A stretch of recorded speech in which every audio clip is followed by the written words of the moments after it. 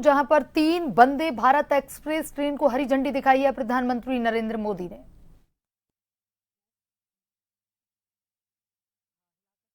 उनका अभिवादन स्वीकार करते हुए और ये तस्वीर हरी झंडी दिखाते हुए उन 3 ट्रेन को, जो 3 वंदे भारत ट्रेन हैं जो 4 राज्यों को जोड़ती हैं, जैसा कि मैंने बताया, जिसमें बेंगलुरु से बेलगावी है, अमृतसर के बीच शुरू होगी, जिसे वो मुख्य तौर पर आत्मनिर्भर भारत के सूचक है क्योंकि उनकी तैयारी भारत में ही की गई है। और तीसरी वंदे भारत और ये 11वीं वंदे भारत है जो कि बेंगलुरु से बेलगावी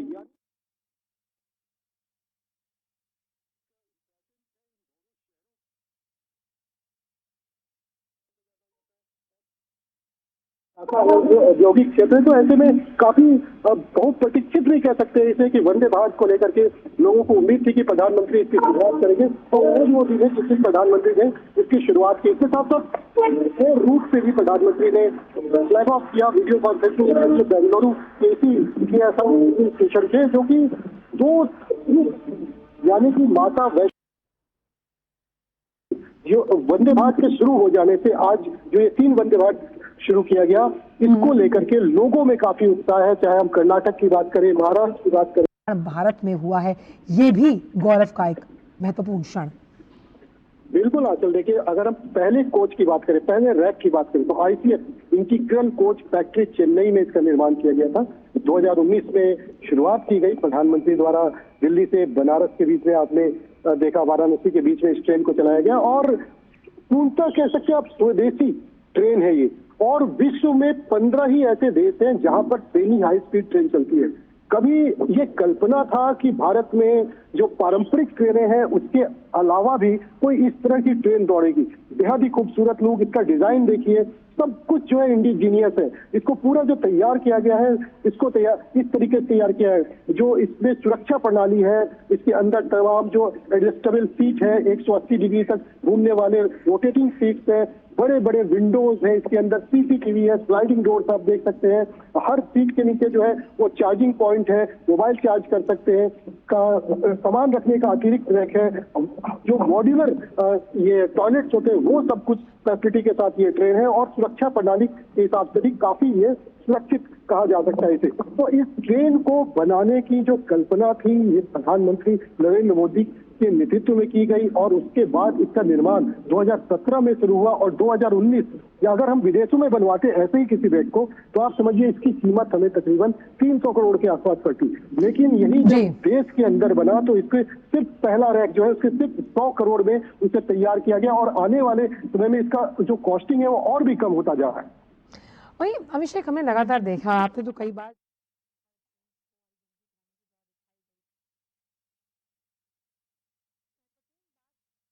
कर आती है, वो लोगों के अनुभव हैं जो प्रधानमंत्री हमेशा सुनते हैं। वो अनुभव जो सकारात्मक हैं, अच्छे हैं, सच्चे हैं, क्योंकि विकास की इस तस्वीर को आप सच होते हुए अपनी आंखों के सामने देखते हैं। और किसी भी राज्य का, किसी भी देश का जो रेल नेटवर्क है वो इस बात की तस्दीक देखता है कि उनका राज्य आर्थिक तौर पर कितना सशक्त होता है अगर आपकी ट्रेनें स्पीड से, तीव्र गति से ट्रैक्स पर दौड़ती हैं।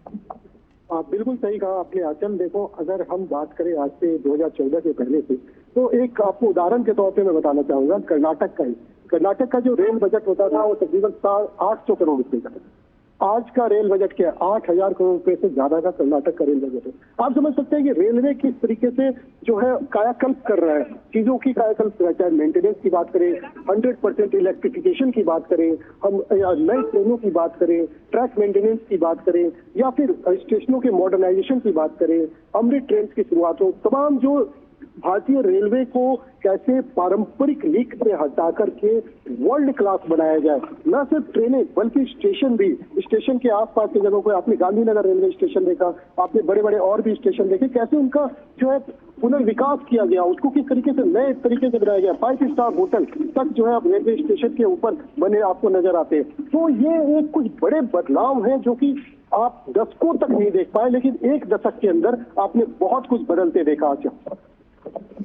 और वहीं अगर अभिषेक हम इसे इस तरह से भी समझें कि खास तौर पर कनेक्टिविटी को बहुत इम्पॉर्टेंट एस्पेक्ट मानते हैं प्रधानमंत्री किसी भी राज्य की आर्थिक गति को रफ्तार देने के लिए। अब इन तीनों ट्रेनों को अगर हम एक एक करके समझने की कोशिश करें, खास तौर पर जिसे हम अमृतसर की बात करते हैं, जिसमें पठानकोट, जालंधर, रियासी, जम्मू, तो देखिए किस तरह से इन पॉइंट्स को जोड़कर इन तमाम इलाकों को जोड़ा गया, जिसमें पर्यटन भी है।